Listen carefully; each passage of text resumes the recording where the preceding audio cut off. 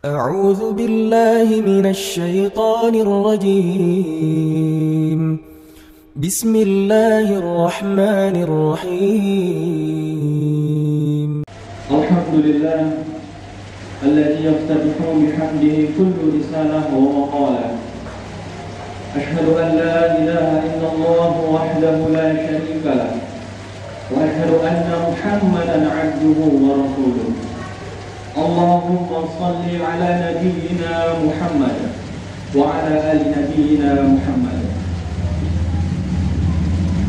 وبعد، فقال الله تعالى في القرآن العظيم بعد أعوذ بالله السميع العليم من الشيطان الرجيم: يا أيها الذين آمنوا اتقوا الله حق تقاته ولا تموتن إلا وأنتم مسلمون.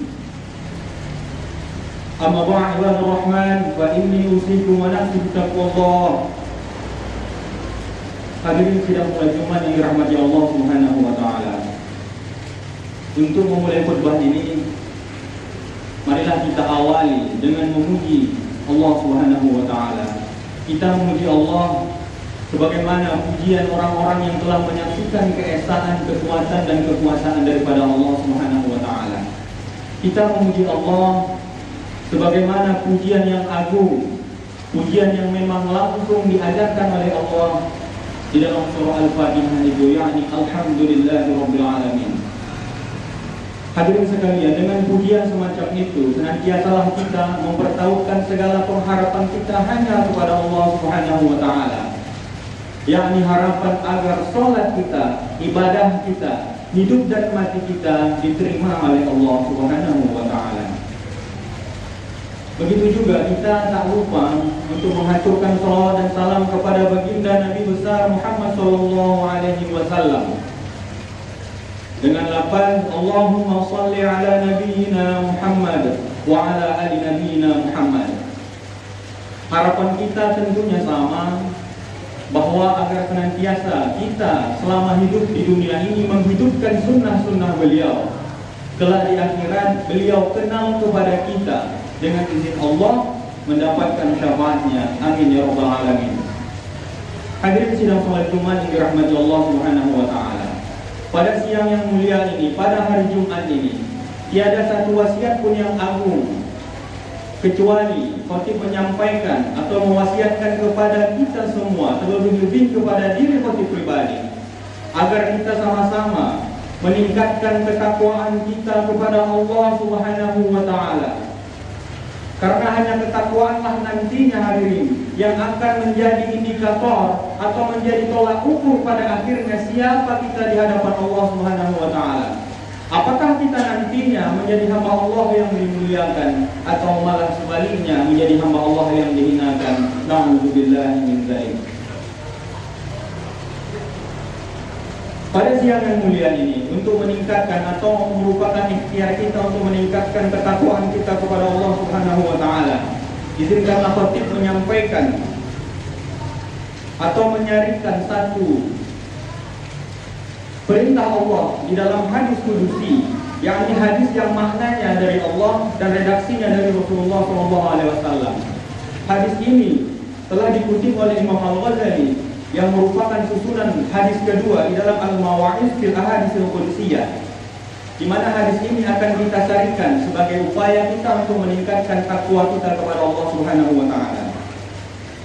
Yaqulu Allah taala, syahidat nafsi alla ilaha illa ana wahdi la syarika li Muhammadun abdi wa rasuli man lam yarda bi qada'i wa lam yasbir ala bala'i walam yashkur ala na'mai walam yaqna bi ata'i falya'bud rabban siwa'i wa man asbaha hazinan ala dunya fa ka'annama asbaha saqitan alayya wa man ishtaka ala musibatin faqad syakani wa man dakhala ala ghaniyyin fa tawadda'a lahu min ajli ghina'ihi dhahaba thulutha dinihi wa man latama wajhahu ala mayyitin fa ka'annama akhadha ramhan yuqatiluni bihi.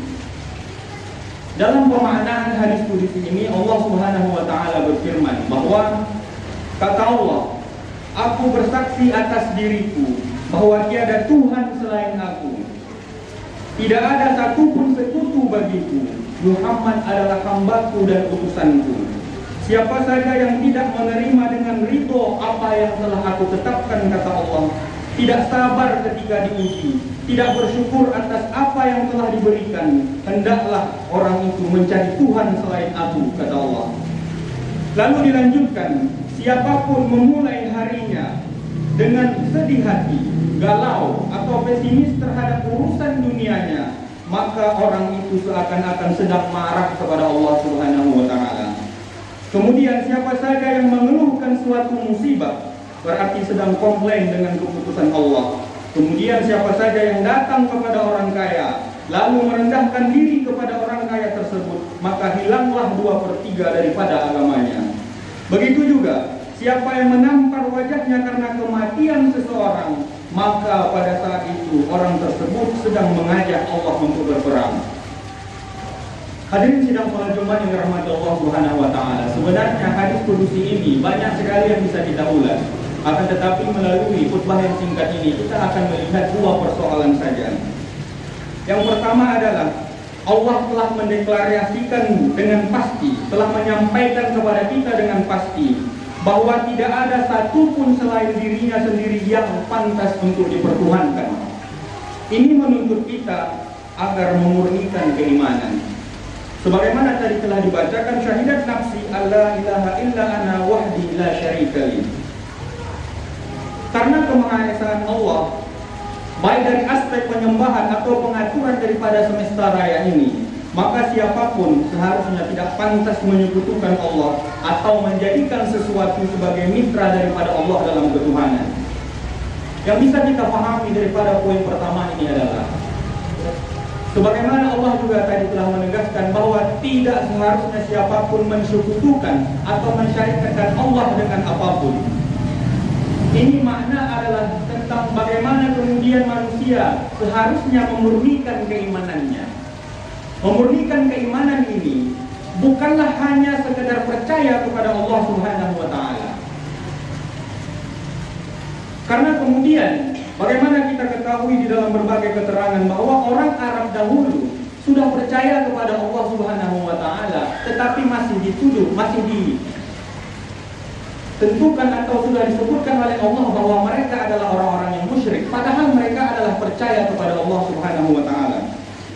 Apa kemudian maksud daripada mengesahkan Allah tidak hanya sekedar percaya bahwa Allah adalah Tuhan? Kita bisa melihat berbagai keterangan di dalam Al-Quran, paling tidak di dalam surah Az-Zukhruf ayat 87. Wala in sa'altahum man khalaqahum la yaqulunna Allaha fa anna yufakun. Ayat ini menjelaskan bahwa ketika orang Arab jahiliyah dulu ditanya siapa pencipta dunia ini, mereka akan menjawab, mereka tentu akan menjawab bahwa yang menciptakan dunia ini adalah Allah Subhanahu wa Ta'ala. Tetapi herannya kita, meskipun begitu, mereka tidak dapat dinamakan kaum beriman atau al-mu'min, juga tidak disebut sebagai kaum yang bertauhid. Sebaliknya, mereka disebut oleh Allah Subhanahu wa Ta'ala sebagai orang yang mempersekutukan atau memperserikatkan Allah Subhanahu wa Ta'ala. Sebagaimana yang bisa kita baca dalam surah Al-Yusuf, wa ma yu'minu aktsaruhum billahi illa wa hum musyrikun. Kenapa kemudian orang-orang Arab itu ketika mereka ditanya siapa yang menciptakan langit dan bumi, mereka menjawab adalah Allah Subhanahu wa Ta'ala. Tetapi di dalam Al-Quran, mereka juga ditegaskan oleh Allah bahwa mereka itu bukan orang yang beriman, tetapi orang musyrik yang mensekutukan Allah Subhanahu wa Ta'ala. Kita bisa membaca tentang tafsir ayat tadi dan berbagai sirah tentang keadaan masyarakat Arab pada saat itu. Memang orang Arab itu pada zaman dahulu sudah percaya bahwa Allah adalah Tuhan mereka. Tetapi sekalipun mereka telah percaya akan adanya Allah Subhanahu wa Ta'ala yang menciptakan langit dan bumi, ternyata dalam keseharian mereka juga memitoskan binatang-binatang, benda-benda, berhala-berhala, jin-jin, menganggap dukun memiliki kekuatan yang mampu memberikan keberuntungan dan celaka dalam kehidupan.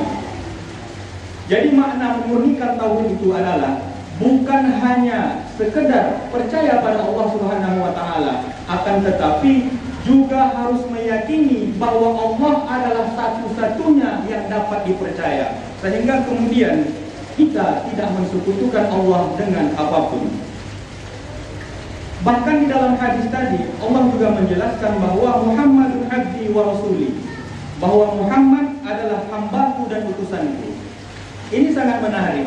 Ketika Allah telah memastikan bahwa tiada Tuhan selain Dia, kemudian Allah menjelaskan bahwa Nabi Muhammad adalah utusannya dan hambanya. Kenapa kemudian dijelaskan demikian? Tentu sangat sederhana jawabannya. Karena banyak umat-umat tertentu, ketika mereka diutus Nabi, ketika mereka dikirim Allah Rasul, pada saat yang sama ternyata mereka tidak mengesahkan Allah atau mentauhidkan Allah, malah mereka menyembah Nabi itu, malah mereka menyembah daripada Rasul itu. Sehingga kemudian kita sebagai orang yang mukmin harus memurnikan keimanan kita kepada Allah Subhanahu wa taala, yakni hanya menyembah Allah dan mempertaruhkan segala pengharapan kita hanya kepada Allah Subhanahu wa taala. Dan secara pasti harus kita tegaskan, tiada satupun yang dapat memberikan manfaat atau mudrat kepada kehidupan kita selain Allah Subhanahu wa taala. Ini merupakan bentuk ketauhidan yang murni yang bisa kita carikan di dalam hadis yang tadi. Yang kedua, dan ini adalah menjadi yang terakhir, selain memurnikan ketauhidan kita kepada Allah Subhanahu wa taala, ada juga yang bisa kita pahami bahwa Allah memerintahkan kita untuk selalu optimis dan berpikir positif dalam menjalani kehidupan. Dalam hadis tadi dijelaskan bahwa waman asbaha hazinan 'ala dunya fa ka'annama asbaha saqitan 'alayya. Siapapun orangnya yang memulai harinya atau dia bangun pada pagi hari dalam keadaan bersedih hati, galau atau pesimis urusan dunianya, maka orang itu seakan-akan sedang marah kepada Allah Subhanahu wa taala. Bahkan lebih menakutkan bagi siapa yang berani mengutuk keadaan hidupnya, mengutuk keadaan yang menimpanya, telah ditegaskan Allah pula fa ka'annama akhadha rahman yuqatiluni bi, bahwa siapapun yang mengutuk keadaannya, keadaan yang saat ini menimpanya, orang itu kata Allah seolah-olah sedang mengajak Allah untuk berperang. Na'udzubillah min dzalik. Tentu kita perlu memperjelaskan bahwa kenapa kita tidak boleh larut dalam kesedihan, kenapa kita tidak boleh pula mengutuk keadaan, atau kenapa kita tidak boleh pesimis terhadap masa depan kita di dalam kehidupan ini. Begini, salah satu syarat keimanan kita di dalam Islam ini, kita harus meyakini bahwa Allah Subhanahu wa taala adalah Tuhan yang maha bijaksana. Allah Subhanahu wa taala adalah Tuhan yang maha adil. Sehingga kemudian mustahillah takdir Allah Subhanahu wa taala yang kita jalani dalam kehidupan ini mengandung cacat atau mengandung salah. Hadirin sidang salat Jumat yang dirahmati Allah Subhanahu wa taala. Allah itu adalah Rabbul Alamin, Tuhan semesta alam. Sehingga kemudian kehidupan masa lalu yang telah kita lewati, atau kehidupan kita saat ini yang tengah kita jalani, dan masa depan yang mungkin akan kita tempuh, tidak satupun keluar daripada ketentuan Allah Subhanahu wa taala. Semua adalah ketetapan Allah. Jadi, setelah kita mengetahui bahwa semua yang akan kita jalani dalam kehidupan ini adalah ketetapan Allah Subhanahu wa taala, lantas mengapa kita bersedih hati dalam menghadapi segala persoalan kehidupan ini? Padahal kita mengimani bahwa Allah tidak mungkin salah dalam menetapkan takdir bagi kehidupan kita. Bahkan kafirlah kita ketika kita berani berpikir bahwa Allah itu adalah Tuhan yang tidak adil. Sehingga konsekuensinya, ketika kita telah mengimani bahwa Allah itu adalah Tuhan yang maha bijaksana, Allah itu adalah Tuhan yang maha adil, sehingga kemudian dalam kehidupan ini tidak ada satupun peristiwa yang kita jalani keluar daripada lingkaran takdir Allah Subhanahu wa taala. Karena itu tidaklah seharusnya kita bersedih hati menghadapi kehidupan apapun yang kita jalani. Kenapa? Karena Tuhan kita tidak pernah salah menetapkan takdir di dalam kehidupan kita ini. Jadi dalam khutbah yang ringkas ini, yang perlu kita pegang kuat-kuat sebagai ikhtiar takwa kita pada hari ini hanya ada dua. Yang pertama, kita mesti memurnikan keimanan kita kepada Allah Subhanahu wa taala. Maknanya bukan hanya percaya pada Allah saja dan kemudian kita pula mempercayakan bahwa ada kekuatan lain yang mampu memberikan manfaat atau kemudaratan kita kepada selain Allah Subhanahu wa taala. Makna ketauhidan murni adalah bahwa kita hanya menyembah Allah dan kemudian kita hanya mengimani bahwa Allah lah satu-satunya yang mampu memberikan manfaat dan kemudaratan di dalam kehidupan kita ini. Yang kedua adalah senantiasalah kita tetap bersangka baik kepada Allah Subhanahu wa taala dan tetap berpikir positif dalam menjalani kehidupan. Sebab apapun yang telah terjadi di masa lalu kita atau permasalahan yang kita hadapi saat ini atau soal kemungkinan yang akan terjadi di masa depan, ingatlah semua itu sudah menjadi takdir daripada Allah Subhanahu wa taala. Dan keimanan kita secara pasti meyakini bahwa Allah adalah Tuhan yang adil, bahwa Allah adalah Tuhan yang maha bijaksana, dan Allah mustahil menetapkan takdir yang salah di dalam kehidupan kita. Allahu a'lam, mudah-mudahan bermanfaat. Barakallahu li wa lakum fil Qur'anil Karim wa nafa'ani wa iyyakum bima fihi minal ayati wa dzikril hakim wa taqabbalallahu minni wa minkum tilawatahu innahu huwas samiul alim wastaghfiruhu innahu huwal ghafurur rahim.